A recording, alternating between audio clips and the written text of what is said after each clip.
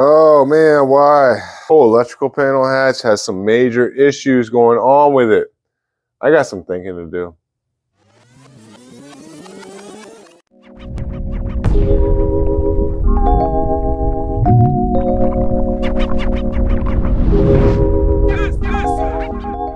What's going on, guys? Welcome back to another episode of Trick 10. This is part 11 of Billy's badass boat build, and it is exactly that. It's going to be done soon. I mean, I've only got a couple episodes left in the entire series. The reveal is right around the corner, and I'm looking forward to wrapping up this project. Speaking of wraps, I just talked to AG Wrap. We got the proof for it. I've already showed it to Billy. He approved it. It looks amazing. It's going to change the whole appearance of the boat. It gives it a theme, and it's going to be crazy. I know a lot of you guys have been asking me about apparel, and I promise you it's on the way. We're gonna have a bunch of hats and sweatshirts hitting the channel probably next week sometime. I'm looking forward to all of this. I appreciate everybody out there watching right now. I'm not gonna hold y'all up for a long time because I want to get this thing finished. Let's get right into it. Let's get back to work. All right, guys, so I realized this about 4 episodes ago, and I've just been kind of neglecting this whole hatch because it's going to be a pain in the ass, and I just am not sure what to do with it, but it's time. I've got to address this hatch. Now, when I built this hatch, I was kind of mirroring it off of the King Neptune build, the side panel electrical hatch, and the whole starboard side hatch in that boat was all electrical. But we brought that side of the boat in a lot farther than we did with this one, and it's really coming back to bite me in the ass now because I wanted to have his little storage pouch over here, and I've got all this stuff welded solid in here, which sucks. I was hoping that I'd be able to fit these two side by side, and originally I was like, yeah, that's plenty of room. I was thinking about it, but I wasn't really picturing it in here. It's just not enough room. This fuse block right here, it has to have wires coming out of both sides on either side here and here. And not only that, but with this hatch in here, we used this original hatch I already had built. This thing has to have room to come in here and drop through. I'm gonna have to cut out a hole in this pan to use that type of hatch. As much as I don't want to, I'm probably going to have to cut all of this out of here. I'm gonna have to shit can this whole idea of having a little storage pouch on this side because there's just not enough room. I need to have somewhere to put the switches, and I need to have somewhere to put the fuses. Now, I was thinking about just putting the fuses up inside of the back rear bench somewhere, and then putting the switch panel inside of here. I don't want to do that. I want this thing to look nice. I want it to be streamlined, easy access. So I'm thinking about just cutting all of this out of here, this pan, everything, just cutting out from here back all the way around and just laying a flat sheet from this point over. And then I'm going to drop the switch panel over here. It'll work perfect. In order to access the plugs on the back of this, you're going to have to unscrew these 4 screws. You can just pull it out and you'll be able to get to them.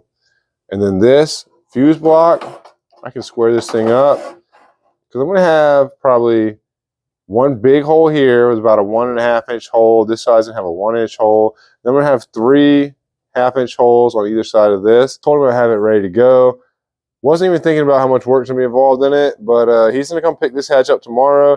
He's going to paint this and the dual graph bridge. I think it's still going to look sick, and I really want Billy to paint this thing because if he paints it, it's going to set it off. It's going to look way better than anything I could do, and it's going to just make it look like it's all supposed to be the way it is. So even though this is a cool idea, it's got to go. We're going to change this up. We're going to make it exactly what we need it to be. Then we get this panel finished up tonight so that Billy can paint this thing tomorrow. Let's get back to work.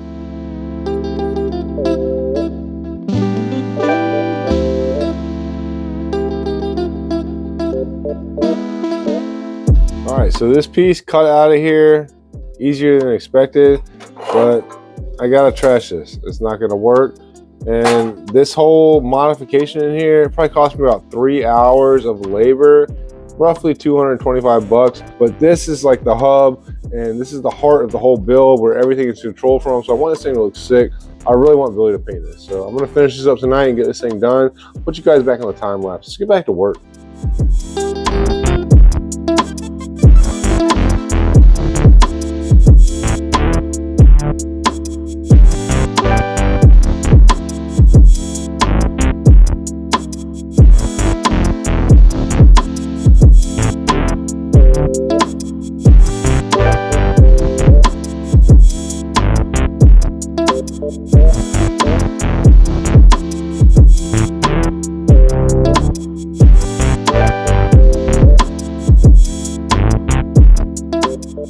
Alright guys, so Billy just picked up the hatch and the dual graphers. I know he's going to do a killer paint job on those and I cannot wait to get those back. I really want to install this trolling motor. I want to get this thing in the perfect position. I got to stage up the dual graphers with the electronics on it and make sure it has enough room to deploy and stow and that everything's going to be perfect.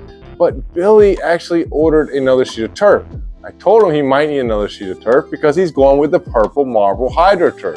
And the purple marble is not one of these boat colors. It's a personal watercraft color, just like the Rasta camo that was in the Mary Jane build. Now those are a little bit shorter, a little bit narrower, but they're sick. They offer a bunch of different colors. They're also a little bit softer, but they're gonna be perfectly fine. This boat's gonna be kept up, it's gonna be covered, and it will last forever as long as you take care of it. Anyways, Billy ordered the sheet. He ordered it from my buddy Nick Kingston over at Fabrics Direct for You. That's who I get all my turf from. This dude is legit. He'll hook you up, give you a good price, especially if you mention my name.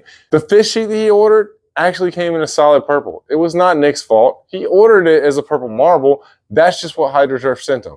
After I got it, I hit him up, and as always, he's always gonna fix it. He's always gonna hook me up. And he sent me another sheet of the purple marble turf. But in the meantime, I was like, you know what? This purple turf is kind of sick. Can you hook me up with a good deal on it? He gave me a killer deal on this turf. And you know what this thing is gonna be perfect for? This rod locker. I was thinking about putting some gray diamond turf in here, some stuff that I had left over, but it's really gonna set this thing off if the turf inside of here matches the entire boat. Now look at this sheet. This thing is purple, purple. But that shade of purple is the exact same purple that's in the purple marble turf. This thing's gonna be dope. I'm gonna put this inside of this rod locker. I'm gonna have it run as far as the sheet will run. I'm gonna cut it up the sides here. It's gonna be sick. I'm gonna go ahead and measure this thing out. I'm gonna get it installed on the boat. Let's get back to work.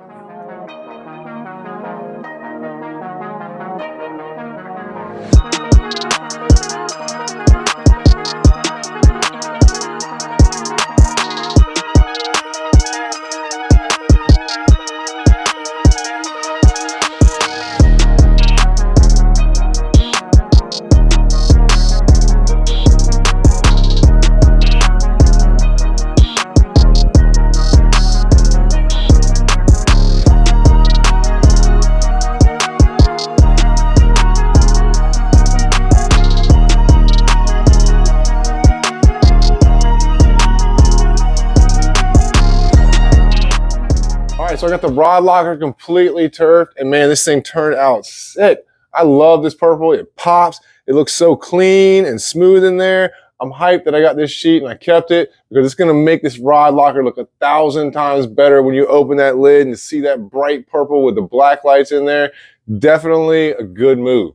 Now that I got that finished, we'll move on to something else. Now, Billy bought 3 of these ionic batteries. He's got 2 12-volt 50 amp hour batteries and 1 12-volt 100 amp hour battery. Now the 2 50s, those are basically going to be dedicated to the trolling motor. The 100 amp hour battery is going to control all the electronics from the live well to the graphs to the live scope, all the LEDs. I think it is a dope setup. Now I've used a lot of different batteries, but the cool thing about these ionics is that they have an app you can download and you can Bluetooth connect right from your cell phone to each battery, and you can see exactly what's going on with them, how much power they have in them, how much power you're using when you're running your electronics. I think that's pretty dope, especially since you don't have to buy any extra add-ons from Ionic to do that. It's just an app that you download. So I'm gonna get these things put in this back rear bench seat right here. All 3 of these batteries came with aluminum trays, and they have like a nice ratchet buckle on them. They're definitely pretty sweet. I mean, the Bluetooth capability, that might be the make or break if I was looking to buy some lithium batteries. I'm gonna put you guys back on the time lapse. You know how this goes. Let's get back to work.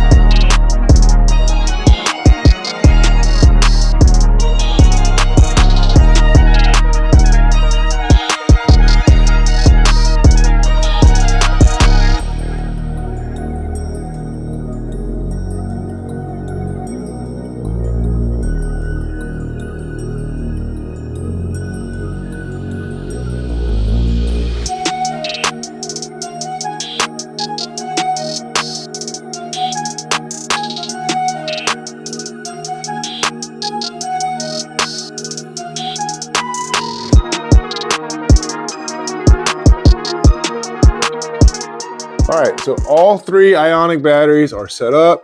You see I put a hole with a grommet there. Obviously I'm gonna come back and tighten all these wires up once I get done. I still got a lot of more wires that I'm gonna run up inside of here. And then right behind those batteries, that's where I mounted his ionic 3-bank lithium charger. This thing is sweet, and it's got some lights down here to tell you what's going on with each bank on this battery. And I set them up as 1, 2, and 3, as 1, 2, and 3. I figured that's the best way to do it because if he's checking this thing, more than likely he's gonna be standing where I'm at. It just makes sense that 1's the farthest, 2 and 3. I think it's gonna be cool. These things are sweet. I recommend you put one of these in your boat, no matter what boat you have, because all you gotta do is just plug this thing in, and it will not only charge them, but it will keep them fully charged. So next time you get in your boat, you'll be ready to rock and roll. You don't have to worry about having dead batteries. All right, that's installed. I'm gonna try to get this trolling motor put up here on the front. I really wanna get that thing installed. Billy did bring me the other pieces for the boat. This is our electrical pan right here. And over here, I've got the electrical panel hatch and the graph bridge is over here too. All painted up. So this stuff is ready to rock and roll. Now I'm gonna go ahead and clear the whole front of this boat off. I'm gonna get this trolling motor set up here, make sure this thing's where it needs to be, mount that, hook up all the battery cables for that. They're already ran back there, just gotta be connected to the battery and up front, get that thing tested. Then I'm gonna get onto this switch panel. I'm gonna install all of the electrical wires inside of here and get this thing finished up. So I can get all the rest of these hatches in here. Then we're gonna start laying this turf. Let's get back to work.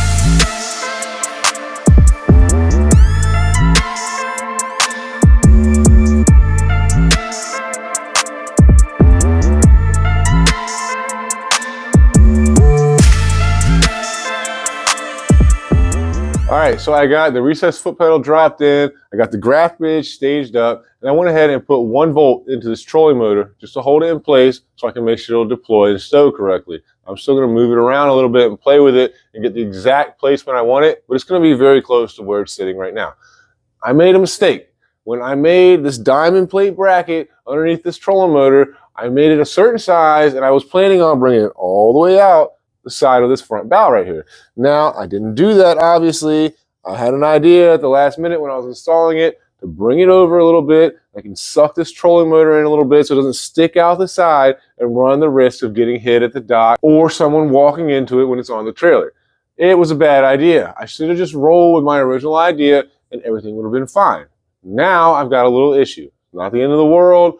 I'm gonna have more issues before I finish this project. I already know that. But what I'm thinking about doing is this graph bridge might just have to go because the way it sets up now, it's all the way back. It's touching this piece right here. Now I can cut this out, but it's gonna be very hard to get in there and cut that out. And not only that, but this thing's painted. So the heat from cutting it out, it's gonna mess it up. I don't wanna mess it up. I have 2 options. Either I get rid of this graph bridge and build a custom one, or this recessed foot pedal tray has to move towards the back of the boat, about 4 inches. This is a dual graph bridge. It's gonna have a graph on the top and a spot for a graph on the face. Now, if he puts one on the face the way it's sitting right now, this thing's gonna stick out here. It's gonna be right over top of his foot pedal tray. He's not gonna be able to reach in there with his leg. His leg's gonna be hitting up against this graph.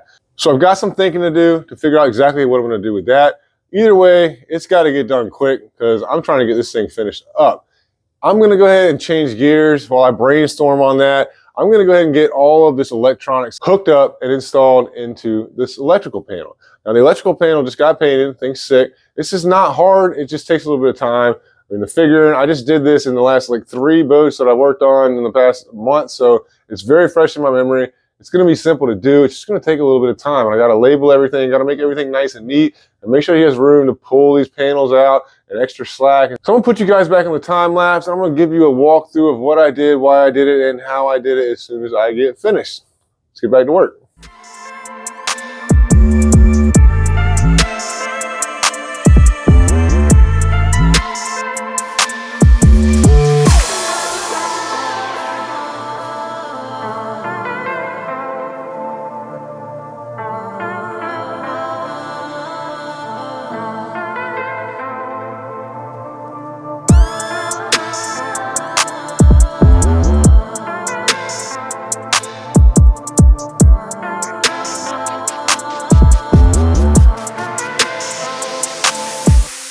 All right, so I'm gonna show you guys exactly what I just did. This is very simple. I basically ran this switch right here this has a purple light in the top of it. Now this switch is going to be our main power on for everything coming into this bus bar and from here into this switch panel. Now the way I ran this, you can see here this big cable right here, this is like 10 gauge wire. I ran this from the battery, fished it back up here, and then I ran the negative up through this hole into our main negative, which is this one right here in the middle of this fuse block. Then I ran the positive off of that cable right here, comes up and into the bottom of the spade connector. Basically, when you turn this switch on, it bridges the gap between this spade connector and this top one. So when you turn it on, this one becomes hot. Then it runs from here back around through that hole and into this top of this one right here. This is our main power in. Also from there over, I ran this 14 gauge wire, which runs over here. You can see it. It comes into the switch panel. Now with these 5-prong switch panels, this one is going to be hot across all these bottom right connectors. And that's basically for the LED lights that are inside of these switches. When you turn these on, it's going to light up on the top, and it's going to light up on the bottom as soon as you turn that main power on, just so you can see these switches. Let me show you how this works. We turn this on, purple light lights up. All of these switches have lights in them now. And once I get the rest of these wires connected to the back of this, it will have a light right here that will light up and tell me that it's working. Now, you got 2 more switches in here, and these are very simple. This is basically, you got your power in, which is this top one right here, and this bottom one right here is going to be run to your accessories. All the negatives that you put into your boat are going to run into these fuse block right here into all these little terminals up here. So once you hook those up and turn this on, this top light right here is going to light up. I'm gonna put you guys back on the time lapse. I'm gonna hook up all the rest of this mess of wires I got over here. I'm gonna clean this up, make it look nice and neat. Then I'll show you exactly how I did what I did and how I put all these fuses in here, how everything is gonna work. Let's get back to work. All right, guys, so this is probably my least favorite part of the build. Tons and tons of wires, lots of heat shrink connectors, lots of crimping. I've gotten a lot better with less waste on these wires. I started to figure out how long I need to allow them to have slack, and keeping all these wires the same length makes cleaning them up a whole lot easier. This is one of those things where if you don't do it right now, it's going to come back to bite you in the butt later. All of these wires have to be set into each single spade connector perfectly and crimped, and then heat shrink. Heat shrink is a must. You've got to put that on there to make these things last. This boat is built for longevity. All of these cables I'm using are marine grade quality. All right, guys, so all of the electrical is wired up into this fuse panel and a switch panel. This thing's gonna look sick. Now these pans are just sitting in here. So is this hatch. It's not really installed yet. Look behind here. Pull these out real quick. See all these wires, nice and neat. Everything's labeled in here. Everything's zip tied, taped up. Only thing I did not install that's going into here is going to be his rear nav pole, which I did run this wire for it right there. He didn't bring me one, so I ordered one. We got like the little post that goes in here, and you stick the pole into it. And that should be here in a couple of days, but the wire's already right there for it. So all I gotta do is drill a hole, put a couple of stainless screws in that, and attach the wires to that. And then the front nav lights, I didn't run that one yet. I'm gonna do that in a second when I get into this foot pedal tray up here, but I ran the wire here for it, and it's already connected to the switch. So I'm gonna run that up, and then I'll come here and I'll put his LED strip lights for his red and green on the bow like that. Now what I'm gonna do is I'm gonna finish up this hatch panel. I'm gonna come back on either side from here down. I'm gonna run a piece of 1x3 tube. That way I can rivet through this hatch, through this 1/8 inch frame on the top right here, and then through the back of that 1x3. That will make sure that this thing is nice and strong, keep it from flexing. It will also give me an area here to attach the sheet that's gonna lay right here and cover this. It's gonna have to have something in here. It's gonna attach at the top and bottom, but I'd like to keep them both flush right here, and that'll be perfect to do that. Plus it'll make it extra strong. I'm gonna do the same thing on the other side. Put you guys back on the time lapse. Let's get back to work.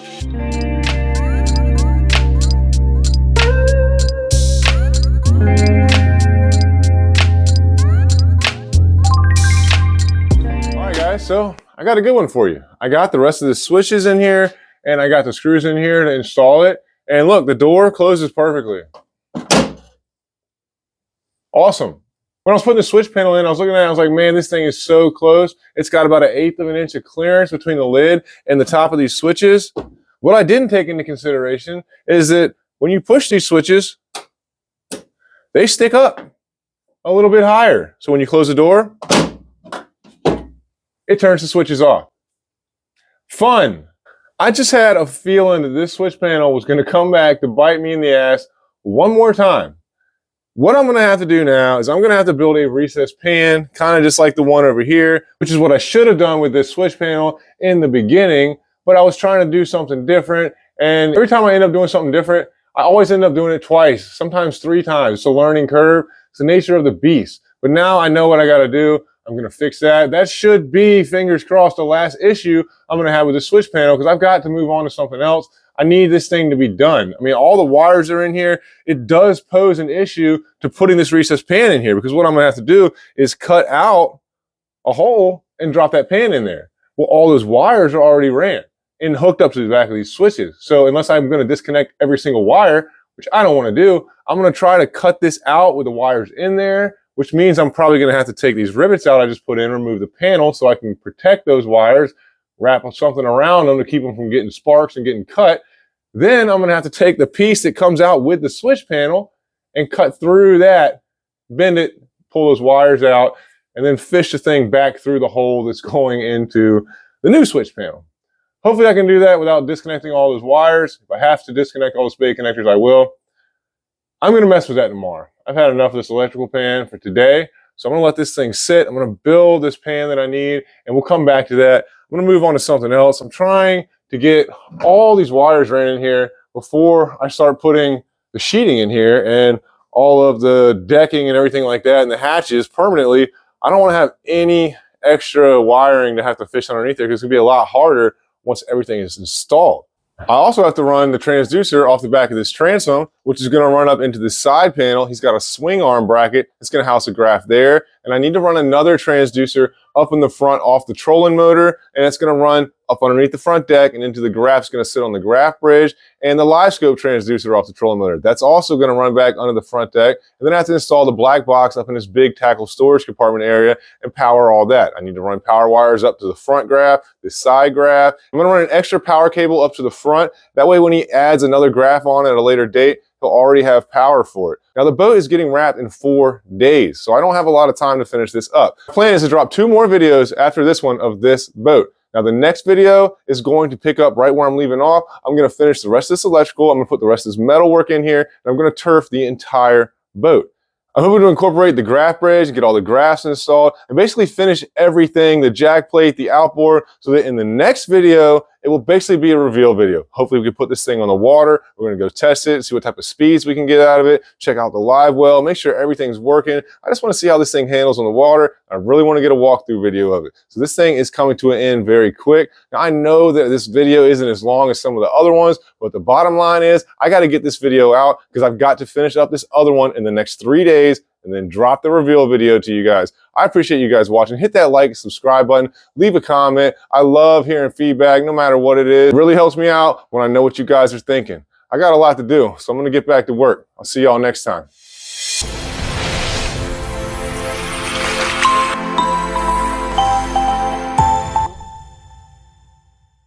Thanks for watching, guys. I really appreciate it. Hit that like, subscribe button for me. See y'all next time.